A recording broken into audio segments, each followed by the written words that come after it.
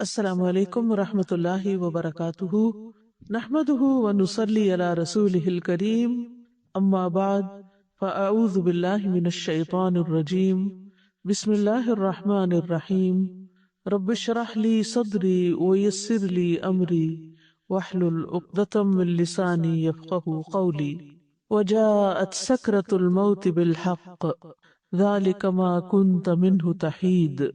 آ پہنچی موت کی سختی ساتھ حق کے، یہی ہے جس سے تو بھاگتا پھرتا تھا۔ موت اس دنیا میں انسان کی زندگی کے خاتمے کا نام ہے۔ دنیا میں جو بھی انسان آیا ہے اسے ایک دن واپس ضرور جانا ہے۔ یہ انسان کی زندگی کا سب سے بڑا حادثہ ہے، جس کے بعد اس دنیا سے اس کا تعلق منقطع ہو جاتا ہے اور ایک نئی زندگی جو برزخ کی زندگی کہلاتی ہے وہ شروع ہو جاتی ہے۔ قیامت کے زلزلے کے ساتھ ہی یہ زندگی بھی ختم ہو جائے گی، پھر ایک نیا دور شروع ہوگا جس کی کامیابی اور ناکامی کا انحصار انسان کے اپنے اعمال پر ہوگا۔ ہم میں سے کوئی نہیں جانتا کہ اس کی موت کب آئے گی، لیکن ہم سب اسی دن کی طرف دوڑ رہے ہیں۔ ایسی صورتحال میں اصل کرنے کا کام اس دن کی تیاری کرنا ہے، تاکہ اس کے بعد جب ہم مالک کائنات کے سامنے پیش ہوں تو کوئی شرمندگی نہ ہو۔ موت کے بعد انسان اکیلا رہ جاتا ہے۔ موت انسان کو ہر چیز سے جدا کر دیتی ہے۔ موت ہر انسان کا پیچھا کر رہی ہے، مگر انسان اسے ہی بھولے ہوئے ہے۔ ضرورت اس بات کی ہے کہ ہم اس آخری وقت کو روزانہ یاد کریں اور اس کی تیاری میں لگے رہیں۔ وجاءت سکرۃ الموت بالحق ذلک ما کنت منہ تحید۔ یہ سورۃ قاف کی آیت نمبر 19 ہے، جس میں انسان سے خطاب ہے کہ انسان خواہ کتنی بھی لمبی زندگی چاہے، لیکن ایک دن موت آ پہنچتی ہے۔ سکرات الموت، موت کی سختیاں، موت کی بے ہوشیاں، موت کی حقیقت کو لے کر آ پہنچتی ہیں، اور یہی وہ بات ہے جس سے انسان بھاگتا ہے۔ موت کا ذکر نہیں سننا چاہتا، موت سے فرار حاصل کرنا چاہتا ہے، لیکن موت اس کو آ پکڑتی ہے۔ یہاں بنیادی طور پر جان کنی کے وقت انسان کی کیا حالت ہوگی اس کو بھی بیان کیا گیا ہے۔ وجاءت سکرۃ الموت بالحق، یعنی ہر انسان کے لیے موت کی سختی اور شدت اور اس کا چمٹنا اور اس کی تکلیف، یہ سب کچھ حق کے ساتھ مل کر آ چکا ہے، اور اس میں کوئی شک نہیں اور اس کے ساتھ کوئی جھوٹ نہیں ہے۔ سکرہ کیا چیز ہے؟ یہ وہ سختی ہے جو عقل کو ختم کر دیتی ہے۔ سکر کے بارے میں راغب الاصفہانی کہتے ہیں، یہ ایسی حالت ہوتی ہے جو انسان اور اس کی عقل کے درمیان حائل ہو جاتی ہے، یعنی انسان کی عقل ماری جاتی ہے، اور اکثر یہ چیز نشہ پیدا کرنے والے مشروب میں استعمال کی جاتی، یعنی انسان ہوش میں نہیں رہتا، جیسے کوئی ڈرنک ہو گیا ہو۔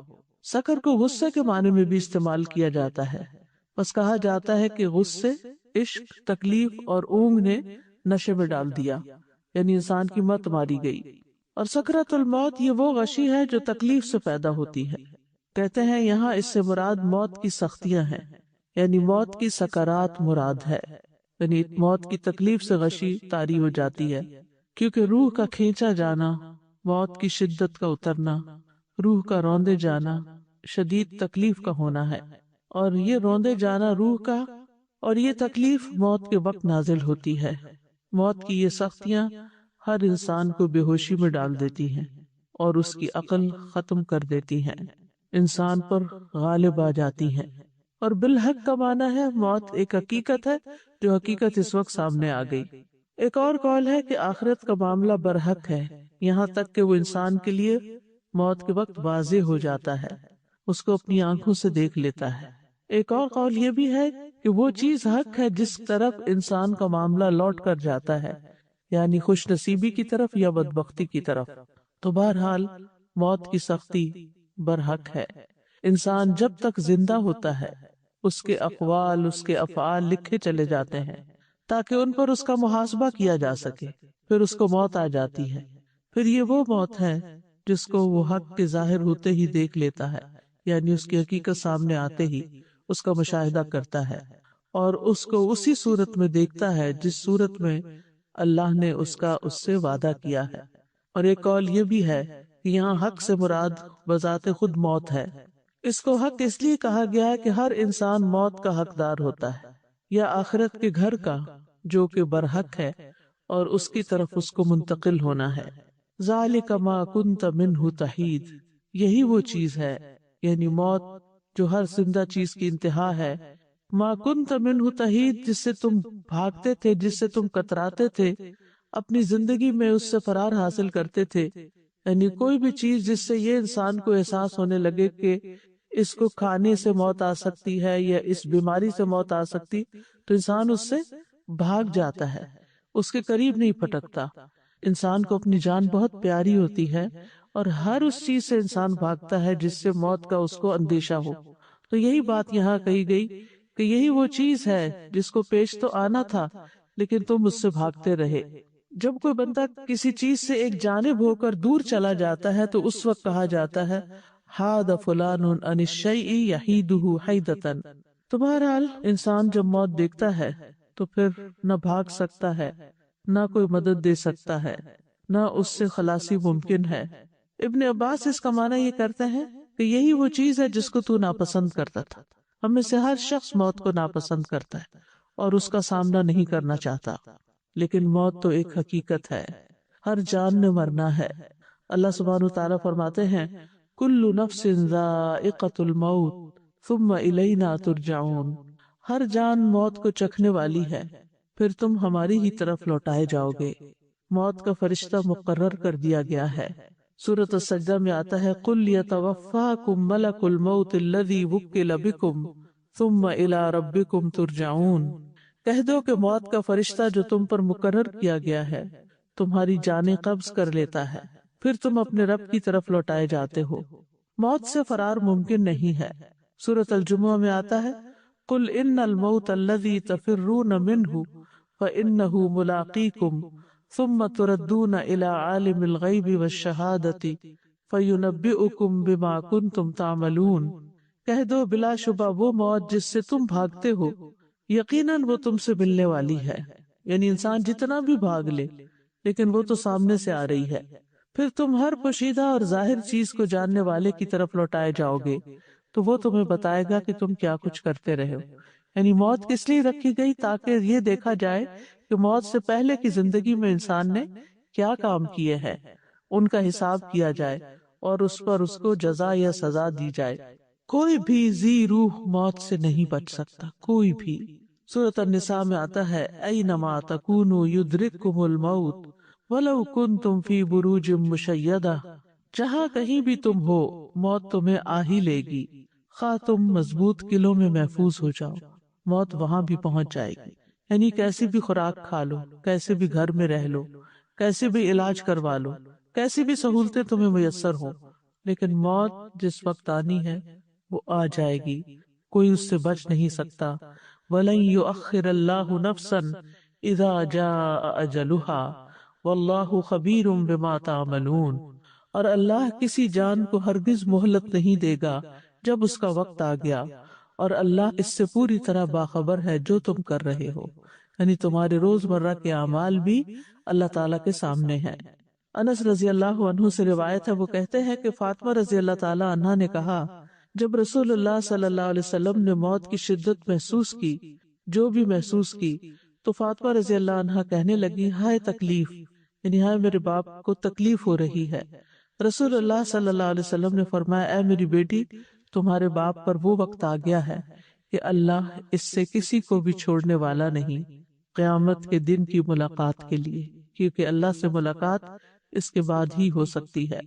انبیاء سارے کے سارے دنیا سے چلے گئے۔ رسول اللہ صلی اللہ علیہ وسلم نے فرمایا جبریل میرے پاس آئے اور کہا اے محمد صلی اللہ علیہ وسلم جیسے چاہو زندگی گزارو، بالآخر تو مرنا ہے، جس کو چاہو اپنا محبوب بنا لو، یقیناً تجھے بالآخر اس سے جدا تو ہونا ہے۔ یعنی ایک نہ ایک دن وہ ساری چیزیں جن کو ہم بہت عزیز رکھتے ہیں، جو ہماری بہت پسندیدہ ہیں، چاہے انسان ہے یا غیر انسان، وہ سب کو چھوڑنا تو ہے ہی۔ موت انسان کو گھیرے ہوئے ہے۔ عبداللہ رضی اللہ عنہ کہتے ہیں کہ نبی صلی اللہ علیہ وسلم نے ایک سکوئر بنایا، 4 کونوں والا خط کھینچا، پھر اس کے درمیان یعنی سینٹر میں ہاف آف کر کے ایک خط کھینچا جو اس سکوئر سے باہر نکل رہا تھا۔ اس کے بعد درمیان والے خط کے اس حصے میں جو چوکٹے کے درمیان میں تھا چھوٹے چھوٹے بہت سے خطوط کھینچے، اندر اس کے لکیریں لگائی، اور پھر فرمایا یہ انسان ہے اور یہ اس کی موت ہے جو اسے گھیرے ہوئے ہے، اور یہ جو بیچ کا خط باہر نکلا ہوا یہ اس کی امید ہے، یعنی اسکوئر سے باہر جو نکلا ہوا ہے، اور یہ جو چھوٹے چھوٹے خط اس کے اوپر ہے، اس لکیر کے اوپر، یہ اس کی دنیاوی مشکلات ہے، یعنی اسکوئر ہے، درمیان میں ایک لکیر ہے جو اسکوئر سے باہر نکل رہی ہے، اس لکیر کے اوپر چھوٹے چھوٹے اپوزٹ سائڈ پر لکیریں لگی ہوئی ہیں، اور یہ اس کی مشکلات، یعنی انسان یوں جا رہا ہے، پھر ایک رکاوٹ آتی، پھر اس کو پار کرتا، پھر اگلی آ جاتی، پھر اگلی، پھر اگلی، پھر اگلی، موت تک یہی ہوتا، لیکن پھر بھی وہ امید نہیں ہارتا، وہ چاہتا ہے کہ لمبی عمر جیے، اور اس چوکھٹے سے باہر بھی اس کی امیدیں جا رہی ہیں۔ بس جب انسان ایک مشکل سے بچ کر نکلتا ہے تو دوسری میں پھنس جاتا ہے، اور دوسرے سے نکلتا ہے تو تیسری میں پھنس جاتا ہے۔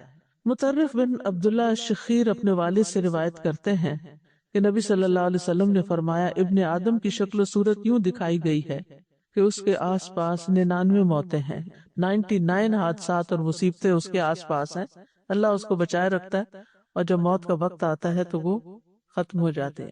اگر وہ موتیں اس سے خطا کر بھی جائیں تو وہ انتہائی درجے کے بڑھاپے کا شکار ہوتا ہے، حتیٰ کہ مر جاتا ہے۔ موت کا وقت اور جگہ بھی مقرر ہے۔ وَمَا كَانَ لِنَفْسٍ أَن تَمُوتَ إِلَّا بِإِذْنِ اللَّهِ كِتَابًا مُؤَجَّلًا، اور کسی جان کے لیے ممکن نہیں کہ اللہ کے حکم کے بغیر مر جائے، لکھے ہوئے کے مطابق جس کا وقت مقرر ہے۔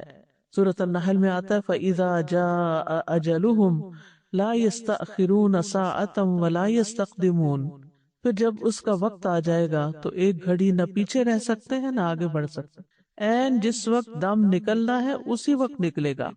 مطر بن اکامس کہتے ہیں کہ رسول اللہ صلی اللہ علیہ وسلم نے فرمایا، جب کسی خاص جگہ میں کسی کو موت دینے کا فیصلہ کر دیا جاتا ہے تو وہ جگہ اس کے لیے محبوب بنا دی جاتی اور وہاں اس کی کوئی ضرورت پیدا کر دی جاتی، اور پھر انسان کیا کرتا ہے؟ ہم دیکھتے ہیں، ہمارا مشاہدہ ہے، انسان اس جگہ پہنچ جاتا ہے، یا کوئی ایکسیڈنٹ ہو جاتا ہے، یا پھر ویسے بیماری کوئی آ جاتی ہے اور پھر وہ موت آ جاتی ہے۔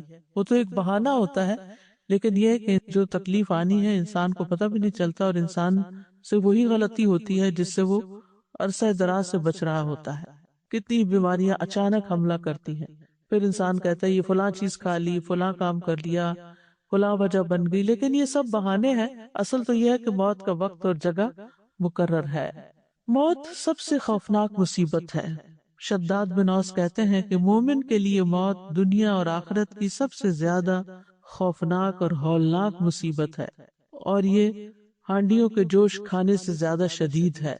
اگر کسی میت کو قبر سے زندہ کر دیا جائے اور وہ قبر سے اٹھ کھڑا ہو اور وہ دنیا والوں کو موت کی حقیقت بتائے تو وہ زندگی سے فائدہ نہ اٹھا سکے، نہ نیند کی لذت حاصل کر سکے۔ یعنی اگر مرنے والا یہ بتائے کہ کیسی کیسی تکلیف ہوتی ہے تو دنیا کی جتنی بھی انجوائمنٹس ہیں جینے والوں کی سب ختم ہو جائے۔ موت کے وقت 3 مصیبتیں ہوتی ہیں۔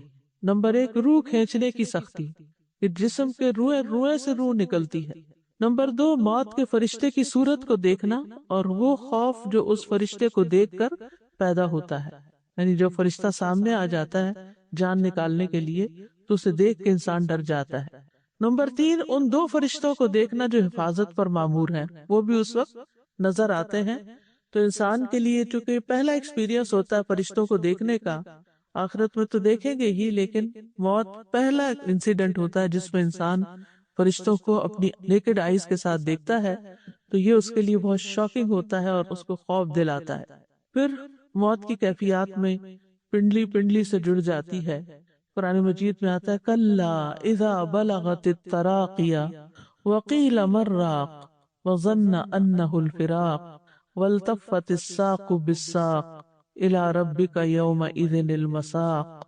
ہرگز نہیں، وہ وقت یاد کرو جب جان ہنسلیوں تک پہنچ جائے گی اور کہا جائے گا ہے کوئی جو دم کرے، یعنی جان حلق تک پہنچ جائے گی تو انسان کہے گا ہے کوئی دم کرے، کیونکہ گلا میں اٹک رہا ہے کچھ، اور وہ یقین کر لے گا کہ یقیناً یہ جدائی ہے، یعنی دم گھٹ رہا ہے تو اب مرنے کا ہی وقت آ گیا ہے، اور پنڈلی پنڈلی کے ساتھ لپٹ جائے گی، اٹھانے کی ہمت ہی نہیں ہوگی، ادھر ادھر ہو ہی نہیں سکے گا انسان، اب ٹانگیں جڑ جائیں گی۔ اس دن تیرے رب ہی کی طرف روانگی ہے۔ جان پاؤں سے نکلنا شروع ہوتی ہے، پھر آہستہ آہستہ پنڈلیوں میں آتی ہے، پھر گھٹنوں میں، پھر پیٹ میں، اس طرح ہاتھوں سے، بازوؤں اور پاؤں اور بازوؤں دونوں کی طرف سے، ہاتھوں کی طرف سے بالآخر اس کے گلے میں آ کے اٹک جاتی ہے اور پھر وہاں سے ایک دم نکل جاتی ہے۔ فلولا اذا بلغت الحلقوم وانتم حينئذ تنظرون ونحن اقرب الیہ منکم ولکن لا تبصرون فلولا ان کنتم غیر مدینین ترجعونها ان کنتم صادقین۔ پھر ایسا کیوں نہیں ہوتا کہ جب جان ہنسلی کو پہنچ جاتی ہے اور اس وقت تم دیکھ رہے ہوتے ہو، اور ہم اس وقت تم سے بھی زیادہ اس جان کے نزدیک ہوتے ہیں لیکن تم دیکھ نہیں سکتے۔ پھر اگر تم کسی کے محکوم نہیں، یعنی کسی کا تم پہ حکم نہیں چلتا، تم اپنی مرضی کے خود ہی مالک ہو، اگر تم اپنی بات میں سچے ہو تو اس جان کو لوٹا کیوں نہیں لیتے؟ یعنی اگر تمہاری قابلیت اتنی زیادہ ہے اور اپنے آپ کو بڑی چیز سمجھتے ہو تو پھر اپنی روح کو واپس لے آؤ، دوبارہ زندہ ہو جاؤ، لیکن یہ تمہارے بس کی بات نہیں۔ پھر یہ بھی یاد رہے کہ موت کے وقت فرشتے آتے ہیں جان نکالنے کے لیے۔ جان ایسے نہیں کہ اڑ کے کہیں چلی جاتی روح ہماری، بلکہ باقاعدہ فرشتے اس کو وصول کرتے ہیں۔ قرآن مجید میں آتا ہے، کاش تم دیکھتے ظالم لوگ موت کی سختیوں میں جب ہوتے ہیں اور فرشتے اپنے ہاتھ پھیلائے ہوئے ہوتے ہیں، کہتے ہیں نکالو اپنی جانیں، آج تمہیں ذلت کا عذاب دیا جائے گا اس کے بدلے جو تم اللہ پر ناحق باتیں کہتے تھے اور تم اس کی آیات سے تکبر کرتے تھے۔ پھر اسی طرح یہ ہے کہ کسی کی بھی موت کی خبر سنتے ہیں تو انسان گھبرا اٹھتا ہے، اس کا دل چھوٹا ہوتا ہے، لیکن انسان اس سے بچ نہیں سکتا۔ موت کا وقت ایک تکلیف کا وقت ہے۔ شداد بن اوس کہتے ہیں کہ موت دنیا اور آخرت میں مومنوں پر بہت ہولناک مصیبت ہے۔ موت آریوں کے چیرنے سے بھی زیادہ سخت ہے، کہ جیسے کسی کا جسم کاٹا جا رہا ہو، کینچیوں کے کاٹنے سے بھی زیادہ شدید ہے، ہانڈیوں میں کسی چیز کے جوش خانے سے بھی زیادہ سخت ہے۔ اگر کسی آدمی کو دوبارہ زندہ کیا جائے پھر وہ دنیا والوں کو موت کی تکلیف کے بارے میں بتا دے تو لوگ اپنی زندگیوں سے فائدہ نہ اٹھا سکیں اور نہ نیند کی لذت حاصل کر سکیں۔ ابن سعد نے عوانہ بن حکم سے روایت کرتے ہوئے اپنی کتاب میں بیان کیا ہے، وہ کہتے ہیں کہ عمرو بن العاص کہا کرتے تھے کہ مجھے تعجب ہے اس شخص پر جس پر موت نازل ہو جائے اور اس کی عقل بھی کام کر رہی ہو تو وہ اس کو بیان کیوں نہیں کرتا۔ پھر جب ان پر موت واقع ہوئی تو ان کے بیٹے عبداللہ نے کہا، ابا جان، آپ کہا کرتے تھے تعجب ہے اس آدمی پر جس پر موت نازل ہو اور اس کی عقل بھی کام کر رہی ہو تو وہ موت کی حقیقت کیوں نہیں بتاتا؟ بس آپ ہمارے لیے موت کی حقیقت کو بتائیے۔ انہوں نے کہا، اے بیٹے، موت اس سے بڑی ہے کہ اس کو بیان کیا جائے، لیکن میں موت کا کچھ حال بیان کرتا ہوں۔ مجھے ایسے لگ رہا ہے کہ میری گردن پر رضوہ پہاڑ رکھا ہوا ہے، مجھے ایسے لگ رہا ہے کہ میرے پیٹ پہ کانٹے ہیں، اور مجھے ایسے لگ رہا ہے گویا کہ میری روح سوئی کے سوراخ سے نکل رہی ہے، یعنی اتنی تھوڑی تھوڑی کر کے باہر نکل رہی ہے۔ بہرحال ہر انسان کو موت کی سختی لاحق ہوتی ہے، لیکن ہر انسان کی موت کی شدت اور موت کی سختی کے ہلکا ہونے میں فرق ہوتا ہے، اور اکثر ایسا ہوتا ہے کہ مومنوں پہ یہ سختیاں ہلکی ہوتی ہیں، کافروں پر شدید ہوتی ہیں۔ انبیاء کے لیے موت کی سختیوں کو بڑھا دیا جاتا ہے تاکہ ان کے لیے ان کا اجر بڑھایا جا سکے۔ پرہیزگاروں اور بدبختوں اور نیک اور برے آدمی کے درمیان موت کے وقت فرق ہوتا ہے۔ ہم کہتے کہ یہ دونوں برابر نہیں ہیں، کافر اور فاجر اور موت کی سختی بہت زیادہ جھیلتے ہیں جبکہ مومن پہ اتنی سختی نہیں ہوتی۔ تو روح نکلنے کے ساتھ ساتھ اس کی رگیں اور اعصاب ٹکڑے ٹکڑے ہوتے رہتے ہیں۔ تو یہ ایک چیز ہے، اور دوسری چیز یہ کہ کافر و فاجر کی موت کی سختیاں آزمائش اور ناراضگی اور شدت اور عذاب اور عبرت ہیں، اور جہاں تک مومن پرہیزگار کا تعلق ہے تو یہ اللہ کا عطیہ اور نعمت اور رحمت ہے کہ اس سختی کی وجہ سے گناہ مٹا دیے جاتے ہیں یا اس کے درجات بلند کر دیے جاتے ہیں۔ مومن کو تو ایک کانٹا بھی چبھے تو اس کے گناہ معاف ہوتے ہیں۔ زکوان کہتے ہیں کہ حضرت عائشہ کہا کرتی تھی، وفات کے وقت رسول اللہ صلی اللہ علیہ وسلم کے سامنے ایک بڑا پیالہ تھا یا چمڑے کی تھیلی تھی جس میں پانی تھا۔ آپ اپنے دونوں ہاتھ اس برتن میں ڈالتے اور پھر اپنے ہاتھوں کو اپنے چہرے پر ملتے اور فرماتے، لا الہ الا اللہ، یقیناً موت میں سختی ہوتی ہے۔ پھر اپنا ہاتھ اٹھا کر فرمانے لگے، پھر رفیق الاعلیٰ، یہاں تک کہ آپ کی روح قبض کر لی گئی اور آپ کا ہاتھ جھک گیا۔ موت کی شدت کو برا نہیں سمجھنا چاہیے، نہیں اگر آپ دیکھیں کہ کوئی مریض ہے، بہت وقت لگ گیا ہے اس کو اس سٹرگل میں، تو اس کو برا نہ سمجھے کہ ضرور یہ کوئی برا آدمی ہوگا تو اس وجہ سے اس کے ساتھ یہ ہو رہا ہے۔ حضرت عائشہ کہتی ہیں کہ نبی صلی اللہ علیہ وسلم کی وفات ہوئی تو آپ میری ہنسلی اور ٹھوڑی کے درمیان سر رکھے ہوئے تھے۔ جب سے میں نے نبی صلی اللہ علیہ وسلم پر موت کی سختی دیکھی ہے، اس کے بعد میں موت کی سختی کو کسی کے لیے برا نہیں سمجھتی۔ یعنی آپ تو سب سے زیادہ نیک انسان تھے، لیکن موت کی تکلیف سے گزرے، تو اگر کسی اور پر بھی یہ تکلیف آتی ہے تو اس کا یہ مطلب نہیں کہ ضرور وہ کوئی برا آدمی ہے تو اس لیے اس کو زیادہ تکلیف آ رہی ہے۔ اب سوال یہ پیدا ہوتا ہے کہ موت کی سختی کا سبب کیا ہے، یعنی اتنی شدید کیوں ہے؟ ابن حجر کہتے ہیں کہ موت کی سختی مرتبے کے کم ہونے پہ دلالت نہیں کرتی، بلکہ وہ مومن کے لیے یا تو اس کی نیکیوں میں اضافہ کرتی ہے یا اس کے گناہوں کا کفارہ ہوتی ہے، اور انسان جب اللہ کے پاس پہنچتا ہے تو بالکل صاف ستھرا ہو کر۔ زید بن اسلم اپنے والد سے روایت کرتے ہوئے کہتے ہیں کہ جب مومن کے درجات میں سے کچھ باقی رہ جاتا ہے، یعنی اس نے ان درجوں تک پہنچنا ہے، اللہ نے بڑا ہائی رینک اس کے لیے لکھا ہے، اور وہ اپنے عمل کے ذریعے جنت کے اس درجے تک نہیں پہنچ پاتا، تو اس پر موت کی سختی کو بڑھا دیا جاتا ہے تاکہ وہ موت کی سختیوں اور اس کی مصیبت کی وجہ سے جنت کے اس درجے تک پہنچ جائے۔ مومن کی موت کا منظر کچھ ایسا ہے کہ اللہ تعالیٰ مومن کو موت کی تکلیف دینا پسند نہیں کرتا۔ رسول اللہ صلی اللہ علیہ وسلم نے فرمایا، بے شک اللہ تعالیٰ فرماتا ہے میں جو کام کرنا چاہتا ہوں اس میں مجھے اتنا تردد نہیں ہوتا جتنا کہ مجھے اپنے مومن بندے کی جان نکالنے میں ہوتا ہے۔ وہ موت کو تکلیف کی وجہ سے ناپسند کرتا ہے اور میں بھی اسے تکلیف دینا ناپسند کرتا ہوں۔ مومن موت کے وقت اللہ سے ملاقات کو پسند کرتا ہے، یعنی اللہ سے ناراض نہیں ہوتا۔ شریح بن ہانی کہتے ہیں میں عائشہ رضی اللہ عنہ کی خدمت میں حاضر ہوا تو میں نے عرض کیا، اے ام المومنین، میں نے ابو ہریرہ سے سنا وہ رسول اللہ صلی اللہ علیہ وسلم سے حدیث روایت کرتے ہیں، اگر واقعتاً ایسا ہی ہے تو ہم تو ہلاک ہو جائیں گے۔ تو انہوں نے کہا جو رسول اللہ صلی اللہ علیہ وسلم کے قول سے ہلاک ہو گیا وہ واقعتاً ہلاک ہونے والا ہے۔ وہ حدیث کیا ہے؟ انہوں نے کہا کہ رسول اللہ صلی اللہ علیہ وسلم نے فرمایا، جو اللہ کی ملاقات کو پسند کرے اللہ بھی اس سے ملاقات کرنے کو پسند کرتا ہے، اور جو اللہ کی ملاقات کو ناپسند کرے اللہ بھی اس سے ملاقات کو ناپسند کرتا ہے، حالانکہ ہم میں سے ہر ایک موت کو ناپسند کرتا ہے۔ تو عائشہ رضی اللہ تعالیٰ عنہ نے کہا کہ رسول اللہ صلی اللہ علیہ وسلم نے اسی طرح فرمایا تھا، لیکن اس کا مطلب وہ نہیں جس کی طرف تم چلے گئے ہو، بلکہ جب آنکھ پھٹ جاتی ہے، سینے میں گڑگڑاہٹ پیدا ہو جاتی ہے، رونگٹے کھڑے ہو جاتے ہیں، انگلیاں اکڑ جاتی ہیں، بس اس موقع پر جو اللہ سے ملاقات کرنے کو پسند کرے اللہ بھی اس سے ملاقات کرنے کو پسند کرتا ہے، اور جو اللہ سے ملاقات کرنے کو ناپسند کرے اللہ بھی اس سے ملاقات کرنے کو ناپسند کرتا ہے۔ یعنی وہ جو موت کی شدت کا وقت ہے اس وقت اللہ سے بدگمان نہیں ہونا چاہیے، بلکہ اللہ تعالیٰ سے ملاقات کا شوق دل میں پیدا ہونا چاہیے۔ اللہ تعالیٰ ہمیں وہ عطا کرے جب ہم مریں۔ مومن کی جان جب اس کے پہلوؤں سے نکل رہی ہوتی ہے تو بھی وہ اللہ کا شکر ادا کر رہا ہوتا ہے۔ ابن عباس کہتے ہیں کہ رسول اللہ صلی اللہ علیہ وسلم نے فرمایا، یقیناً مومن کے ہر حال میں خیر ہے، اس کی جان اس کے دو پہلوؤں سے نکل رہی ہوتی ہے اور وہ اللہ عز و جل کی تعریف کر رہا ہوتا ہے۔ حسن بصری کہتے ہیں مومن کے لیے راحت صرف اللہ کی ملاقات میں ہی ہے، اور جس کی راحت اللہ کی ملاقات میں ہو تو اس کی موت کا دن اس کے لیے مسرت اور خوشی اور امن اور عزت اور شرف کا دن ہوگا۔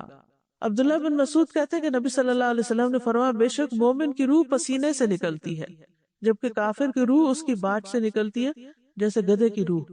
مرتے ہی سلامتی اور جنت کی بشارت مل جاتی ہے۔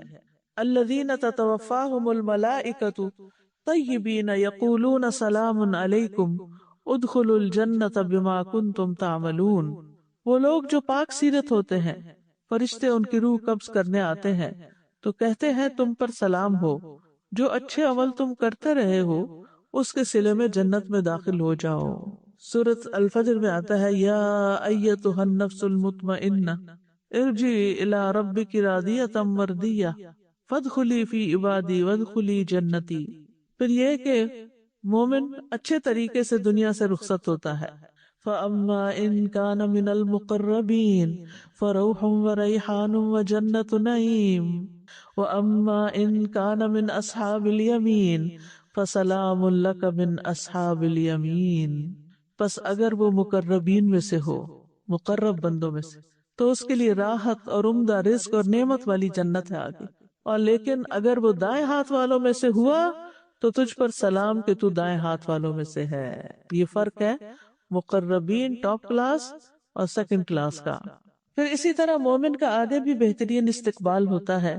براء ابن عازب کہتے ہیں کہ نبی صلی اللہ علیہ وسلم نے فرمایا، بے شک مومن بندہ جب دنیا سے رخصت ہونے اور آخرت کے قریب ہوتا ہے تو اس کی طرف آسمان سے روشن چہروں والے فرشتے آتے ہیں، گویا کہ ان کے چہرے سورج کی طرح ہوں۔ ان کے پاس جنت کے کفنوں میں سے ایک کفن اور جنت کی حنوط یعنی خوشبو میں سے ایک خوشبو ہوتی ہے، یہاں تک کہ وہ اس کی حد نگاہ تک بیٹھ جاتے ہیں۔ پھر ملک الموت علیہ السلام آ کر اس کے سرہانے بیٹھ جاتے ہیں اور کہتے ہیں، ایتھا النفس المطمئنہ اخرجی الی مغفرۃ من اللہ ورضوان، اے پاکیزہ نفس، اللہ کی مغفرت اور رضامندی کی طرف نکلو۔ چنانچہ اس کی روح بہہ کر اس طرح نکل جاتی ہے جیسے مشکیزے کے منہ سے پانی کا قطرہ بہہ جاتا ہے۔ پھر ملک الموت اسے پکڑ لیتے ہیں، اور جب وہ اسے پکڑ لیتے ہیں تو دوسرے فرشتے پلک جھپکنے کی مقدار بھی اس کی روح کو ملک الموت کے ہاتھ میں نہیں رہنے دیتے، بلکہ ان سے لے کر اسے کفن میں لپیٹ کر اپنی لائی ہوئی حنوط مل دیتے، خوشبو ملتے ہیں، اور اس کے جسم سے ایسی خوشبو نکلتی ہے جیسے بہت ہی زیادہ مہکنے والی کستوری کی خوشبو جو روئے زمین پر پائی گئی ہو۔ پھر فرشتے اس روح کو لے کر اوپر چڑھ جاتے ہیں۔ اس کے بارے میں ایک نرس نے مجھے بتایا تھا جو ایسے ہی وارڈ میں ہوتی تھی، 30-35 سال کا شاید اس کا ایکسپیرینس تھا ایسے لوگوں کے ساتھ، یعنی جو بالکل مرنے کے قریب ہوتے ہیں۔ وہ کہتی ہے کہ ایک دفعہ ایسا ہوا تھا کہ جب ایک مردے کی جان نکلی ایک شخص کی تو پورا کمرہ خوشبو سے بھر گیا، اور تقریباً 15 منٹ تک وہ خوشبو وہاں رہی، اس کے بعد ختم ہو گئی۔ ڈاکٹرز بھی تھے اور لوگ، یعنی سبھی اس بات کی گواہی دے رہے تھے کہ بہت ہی زبردست قسم کی خوشبو آ رہی ہے۔ معلوم نہیں اس شخص کا کیا نیک عمل ہوگا جس کی وجہ سے اللہ نے اس کو چن لیا۔ پھر آسمان کا سفر ہوتا ہے، یعنی جب فرشتے اپنا کفن لے کر آتے ہیں، روح نکال کے کفن میں لپیٹ کے اوپر چلے جاتے ہیں۔ براء ابن عازب کہتے ہیں، نبی صلی اللہ علیہ وسلم نے فرمایا، فرشتے اس روح کو لے کر اوپر چڑھ جاتے ہیں، اور فرشتوں کے جس گروہ پر بھی ان کا گزر ہوتا ہے وہ پوچھتا ہے، ما ھذا الروح الطیب، یہ پاک روح کون ہے؟ وہ جواب میں کہتے ہیں، فلاں بن فلاں، اس کا بہترین نام بتاتے ہیں جس سے دنیا میں لوگ اسے پکارتے تھے، حتیٰ کہ وہ اسے لے کر آسمان دنیا تک پہنچ جاتے ہیں۔ وہ اس کے لیے دروازہ کھلواتے ہیں تو ان کے لیے دروازہ کھول دیا جاتا ہے، تو ہر آسمان کے مقرب فرشتے اس کے ساتھ ساتھ چلتے ہیں آسمان کی طرف جو اس کے بعد آتا ہے، اور اس طرح اسے 7ویں آسمان تک پہنچا دیا جاتا ہے۔ آسمان والے نیک روح کو مسلسل مرحبا کہتے ہیں، ویلکم ویلکم۔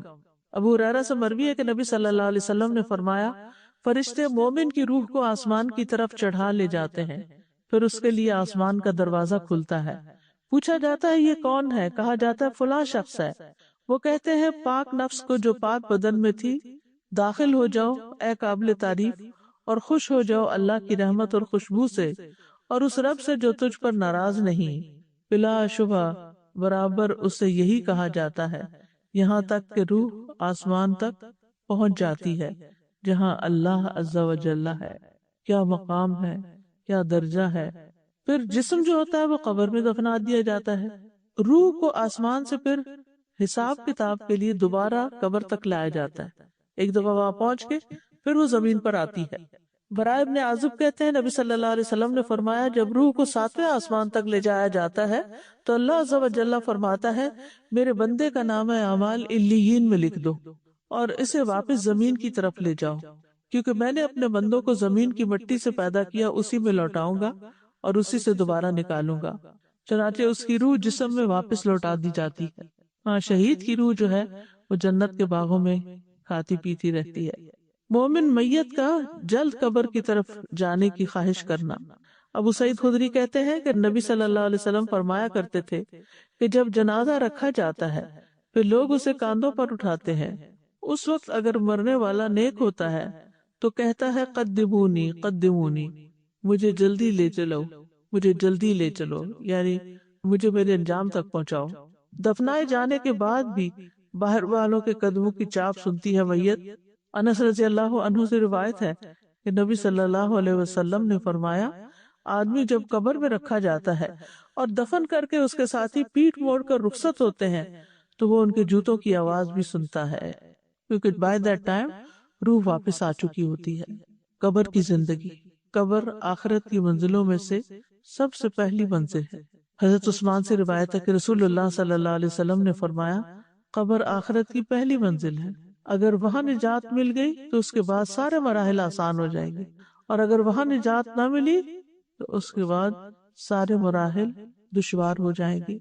اور رسول اللہ صلی اللہ علیہ وسلم نے فرمایا اللہ کی قسم میں نے جتنے منظر دیکھے ہیں قبر کا منظر ان میں سب سے زیادہ ہولناک ہے۔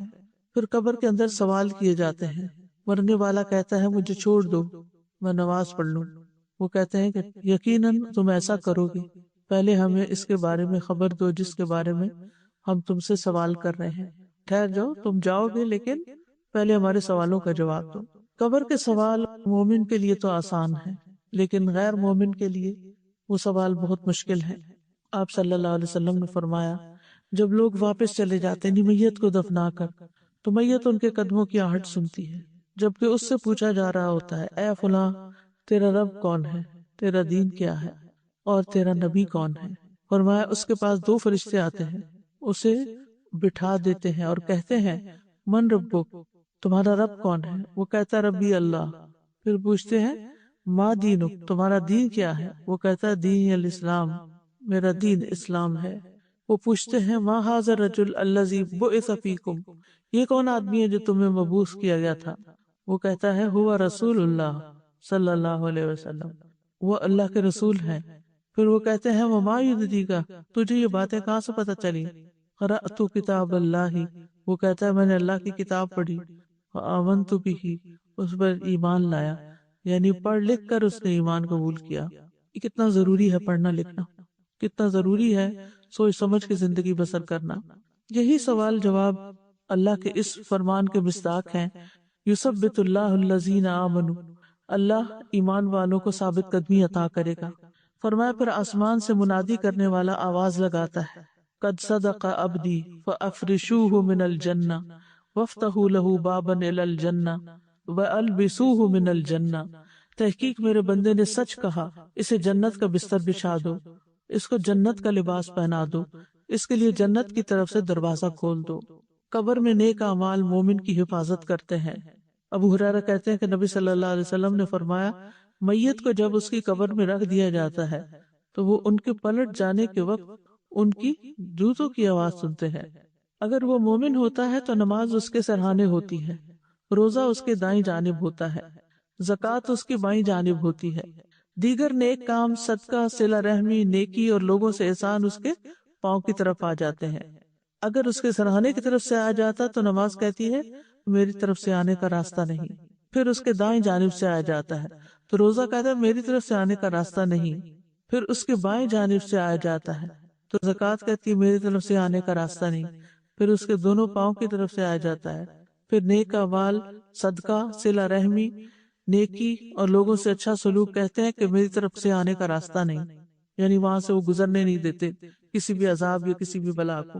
طبرانی کی روایت میں ہے آدمی کے پاس اس کی قبر میں آیا جاتا ہے، پھر جب اس کے سرہانے کی جانب آیا جاتا ہے تو اس کو قرآن کی تلاوت دھکیل دیتی ہے، جب اس کے دونوں ہاتھوں کی طرف آیا جاتا ہے تو اس کو صدقہ دھکیل دیتا ہے کیونکہ ہاتھ سے انسان صدقہ کرتا رہا تھا، اور جب اس کے پاؤں کی جانب آیا جاتا ہے تو اس کا مسجدوں کی طرف نکلنا جانا اس عذاب کو دھکیل دیتا ہے۔ نیک اعمال قبر کی تنہائی دور کر دیتے ہیں۔ براء ابن عازب کی روایت ہے نبی صلی اللہ علیہ وسلم نے فرمایا قبر میں مومن کے پاس ایک خوبصورت لباس اور انتہائی عمدہ خوشبو والا ایک آدمی آتا ہے اور اسے کہتا ہے ابشر، خوشخبری پاؤ جو تمہیں خوش کرے گی، یہ وہی دن ہے جس کا تم سے وعدہ کیا جاتا تھا۔ وہ اس سے پوچھتا ہے تم کون ہو؟ تمہارا چہرہ ہی خیر کا پتہ بتا رہا ہے۔ وہ جواب دیتا ہے انا عملک الصالح، میں تمہارا نیک عمل ہوں۔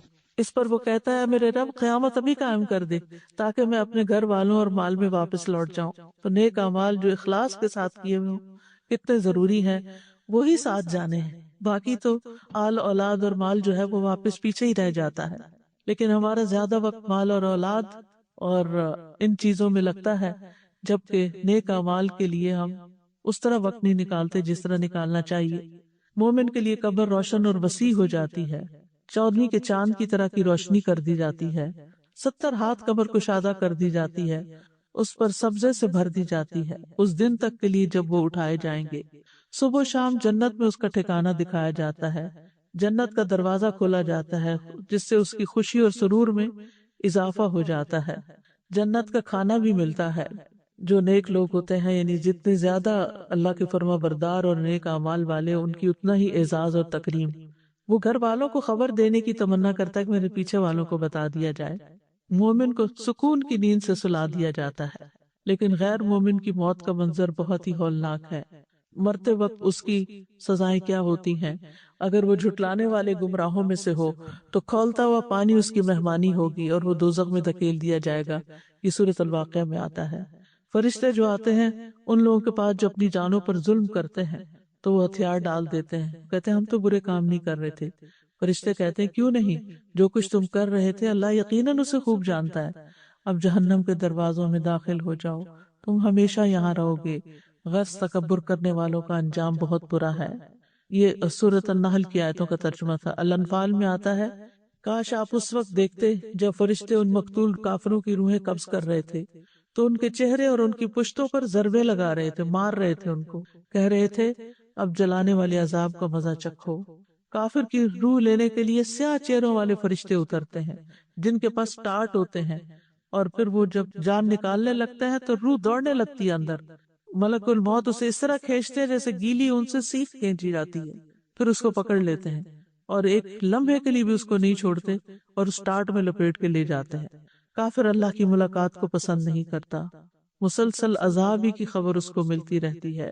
خبیث روح سے انتہائی بدبو اٹھتی ہے، آسمان کے دروازے اس کے لیے نہیں کھولے جاتے، آسمان سے سجین میں گرا دیا جاتا ہے۔ فرشتوں کے جس گروہ کے پاس سے گزر ہوتا ہے وہی گروہ کہتا ہے ما ھذا الروح الخبیث، یہ خبیث روح کس کی ہے؟ تو فرشتے اس کو جو اٹھائے ہوئے ہوتے ہیں اس کا بدترین نام بتاتے ہیں جو دنیا میں اس کا کوئی لیتا ہوگا۔ پھر اگر مرنے والا نیک نہیں ہوتا تو قبر میں جانے کی تمنا نہیں کرتا، وہ کہتا ہائے میری بربادی، تم مجھے کہاں لے جا رہے ہو؟ قبر میں سوال جواب کے وقت خوف کی حالت میں اٹھتا ہے اور پھر ہاں ہاں لا ادری کہہ کے جواب دیتا ہے۔ اس کے جواب کی تکذیب کرنے سے جہنم سے لباس اور بستر آتا ہے۔ اس کے جواب پر آسمان سے ایک منادی آواز لگاتا ہے کہ اس نے جھوٹ بولا، اس کے لیے آگ کا بستر بچھا دو، اس کو آگ کا لباس پہنا دو۔ اس کے اعمال انتہائی کبھی شکل میں آ جاتے ہیں، بدصورت آدمی کی شکل میں گندے کپڑے پہن کر جس سے بدبو آ رہی ہوتی ہے۔ تو پوچھتے تو کون ہے؟ تیرے چہرے سے شر کی خبر معلوم ہوتی ہے۔ وہ جواب دیتا میں تیرا گندا عمل ہوں۔ وہ کہتا ہے میرے رب قیامت کو قائم نہ کر۔ پھر قبر میں انتہائی ہیبت ناک ساتھی ہوتا ہے، یعنی خبیث عمل جو ہے وہ اس کے لیے مسلسل تکلیف کا باعث ہوتا ہے۔ پھر وہاں اندھا بہرا فرشتہ مقرر کر دیا جاتا ہے جس کے پاس لوہے کا ایک گرز ہوتا ہے، اگر وہ پہاڑ پر دے مارے تو ریزہ ریزہ ہو جائے۔ اس کو معیشت و دنکا کا سامنا کرنا پڑتا ہے۔ پھر قبر میں کوئی عمل موجود نہیں ہوتا، حسرت کے لیے جنت کا ٹھکانہ دکھایا جاتا ہے، اور قبر میں اس کو نیند کی سی کیفیت ہوتی ہے لیکن ساتھ بچھو اور سانپ وغیرہ کاٹتے رہتے ہیں، تو کہا جاتا ہے منحوس کی سی نیند سو جا۔ پھر موت جو ہے وہ خاتمے کا نام ہے، اور اچھا خاتمہ صرف یہ نہیں کہ انسان اس حال میں مرے جب انسان مسجد میں ہو یا جائے نماز پہ ہو یا قرآن سامنے ہو۔ نبی صلی اللہ علیہ وسلم اپنے بستر پر فوت ہوئے، ابو بکر اپنے بستر پر فوت ہوئے۔ اچھا خاتمہ انسان کا یہ ہے کہ انسان کتاب و سنت پر ہو، تمام چیزوں پر ایمان رکھے جو ایمان لانے والی ہیں، اور ہر اس چیز سے بچے جس سے بچنا ضروری ہے۔ ہم انسان ہیں، کمزور ہیں، ہم سے غلطیاں ہو جاتی ہیں، لیکن بار بار پلٹ آنا چاہیے تاکہ ہمیں موت سے پہلے اطاعت کی توفیق مل جائے۔ حسن خاتمہ اصل میں کیا ہے؟ وہ یہ ہے کہ بندے کو موت سے پہلے اس کی توفیق دے دی جائے کہ وہ ہر اس عمل سے دور ہو جائے جو رب سبحانہ وتعالیٰ کو ناراض کرتا ہے، اور گناہوں اور نافرمانیوں سے توبہ کی توفیق مل جائے، توحید پر خاتمہ ہو، لا الہ الا اللہ پر، موت سے پہلے ہدایت مل جائے۔ حسن خاتمہ کے اسباب کیا ہیں؟ اگر کوئی چاہتا ہے کہ اس کا خاتمہ اچھا ہو تو زندگی میں اللہ کی اطاعت پر قائم رہے اور تقوی اپنے اندر پیدا کرتا رہے، اسلام کی حالت پر ثابت قدم رہے، استقامت اختیار کرے، گناہوں سے توبہ میں جلدی کرتا رہے۔ گڑ گڑا کر حسن خاتمہ کی دعائیں ہم سب کو کرنی چاہیے، اور خصوصاً ہم اس آخری عشرے میں اپنی دعاؤں میں یہ بات ضرور یاد رکھیں، ظاہر اور باطن میں اپنی اصلاح کی کوشش کرتے رہنا چاہیے قرآن سے تعلق مضبوط کر لینا چاہیے، اللہ سے حسن ظن رکھنا چاہیے، کثرت سے اللہ کا ذکر کرنا چاہیے۔ برا خاتمہ کیا ہے؟ برا خاتمہ 2 درجوں پر ہے۔ پہلا مرتبہ یہ کہ انسان شک کا شکار ہو جائے، دوسرا مرتبہ جو اس سے کم درجے کا ہے کہ موت کے وقت انسان کے دل پر دنیا کے کسی کام کی محبت یا حرام خواہشات میں سے کوئی خواہش غالب آ جائے اور وہ خواہش اس کے دل میں متشکل ہو کے دکھائی دے۔ برے خاتمے کی وجوہات کیا ہوتی ہیں؟ عقیدہ کا بگاڑ، شرک پہ خاتمہ ہونا، استقامت نہ ہونا، اللہ اور اس کے رسول کی مخالفت کرنا، نبی صلی اللہ علیہ وسلم کا مذاق اڑانا، دین سے پھر جانا، اللہ کی ناراضگی کے کام کرنا، نافرمانیوں میں لگے رہنا، راتوں کو اللہ کی نافرمانی میں گزارتے ہوئے موت آ جانا، اللہ کے حرام کردہ امور کا ارتکاب کرنا، دنیا میں ہی مگن ہو جانا، خودکشی کر لینا، جھوٹے الزام لگانا، لوگوں کو گمراہ کرنا۔ ہمیں دعا بھی کرنی چاہیے کہ اللہ تعالیٰ ہمارا انجام اچھا کرے۔ فاطر السماوات والارض انت ولی فی الدنیا والآخرہ توفنی مسلما والحقنی بالصالحین۔ کسی کی موت ہو جائے تو اس کے لیے دعا کرنا، بری موت سے پناہ مانگنا چاہیے، بری بیماریوں سے بھی پناہ مانگنی چاہیے۔ اللہ کی راہ میں شہادت کی دعا، اللہم ارزقنی شہادتا فی سبیلک وجعل موتی فی بلد رسولک صلی اللہ علیہ وسلم۔ نیک لوگوں کے ساتھ ملنے کی دعا کرنی چاہیے، رفیق اعلیٰ سے ملنے کی دعا کرنی چاہیے، عذاب قبر سے پناہ مانگنا چاہیے۔ تو کرنے کے کام یہ ہے کہ موت سے پہلے پہلے نیکیوں سے فائدہ اٹھا لیں۔ موت کی علامات ظاہر ہونے پر ایمان لانا فائدہ نہ دے گا۔ موت سے پہلے توبہ کر لینی چاہیے، زندگی کے آخری لمحات کے لیے بھرپور کمائی کرنی چاہیے، موت سے غافل نہیں ہونا چاہیے، موت کا ذکر کرتے رہنا چاہیے، اس میں غور و فکر کرنا چاہیے۔ ایسا کوئی کام نہیں کرنا چاہیے جو موت کے وقت حسرت کا باعث ہو۔ موت کو کثرت سے یاد کرنا چاہیے، اپنے مرنے کو قریب ہی سمجھنا چاہیے۔ موت، قیامت اور آخرت کا کثرت سے اپنے بچوں سے، گھر والوں سے تذکرہ کرتے رہنا چاہیے۔ موت کو یاد کرنے کے فائدے کیا ہوتے ہیں؟ یہ کہ انسان توبہ جلدی کرتا ہے، اس کے دل میں قناعت ہوتی ہے، اس کی عبادت میں سرگرمی ہوتی ہے، دنیا کی لذتوں سے دور ہوتا ہے، زندگی کا رخ بدل جاتا ہے، دوسروں کی مصیبتیں بھی ہلکی لگتی ہیں۔